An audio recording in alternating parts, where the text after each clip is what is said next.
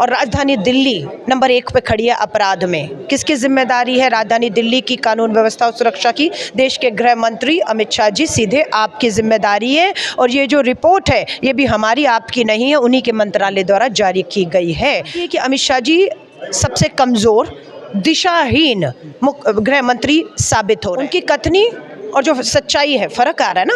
वो कहते हैं महिलाएं सुरक्षित हैं, कथनी में जो रिपोर्ट है आप ही की है, वो तो कहती है कि बिल्कुल नहीं, मुकदमे बढ़ रहे हैं, न्यायालयों में जो फास्ट ट्रैक कोर्ट में फास्ट फैसले होने चाहिए थे वो नहीं होते। साक्षी मलिक का तो सबसे बड़ा उदाहरण है, कहाँ होती है एफआईआर? सुप्रीम कोर्ट के दरवाजे खटखटाए तब साक्षी मलिक की जो है वो एफआईआर हुई। कांग्रेस नेता कलाम जिस तरीके से एनसीआरबी का डाटा है, महिला जो अपराध के डाटा बढ़ता हुआ नजर आ रहा है, इस पर क्या कहेंगे? देखिए, चिंता है।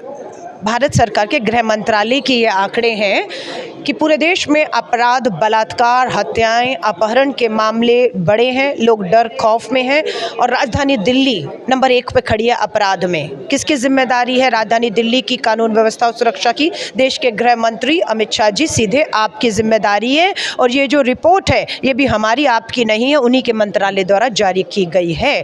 बात ये कि अमित शाह जी सबसे कमज़ोर, दिशाहीन गृह मंत्री साबित हो रहे हैं। उनकी प्राथमिकताओं पर न दिल्ली है, न दिल्ली की पुलिस, कानून व्यवस्था और न महिलाओं की सुरक्षा है। ताक पर रख दिया है, जिसका खामियाजा आज भुगतना पड़ रहा है। उम्मीद ये थी कि राजधानी दिल्ली 10 सालों में अमित शाह जी आपके अधीन एक आदर्श महिला सुरक्षा, नागरिक सुरक्षा में नंबर 1 दिखेगी, दूसरे राज्यों के लिए उदाहरण बनेगी। पर दुर्भाग्य है कि ये जो नंबर 1 की सुरक्षित सिटी है वो पश्चिम बंगाल के कलकत्ता की है, जहाँ पर शायद एक महिला मुख्यमंत्री होने का लाभ वहाँ की महिलाओं को मिलता है। वही राहुल गांधी जी ने कहा कि लक्ष्य है अगले 10 सालों में 50% महिला मुख्यमंत्री देश में हो तो महिलाओं के लिए सुरक्षित हो पाए। केंद्र सरकार है महिला सुरक्षा की बात करें, लेकिन जो एनसीआरबी का डाटा है बिल्कुल विपरीत नजर आ रहा है। बिल्कुल, वही तो कह रही हूँ।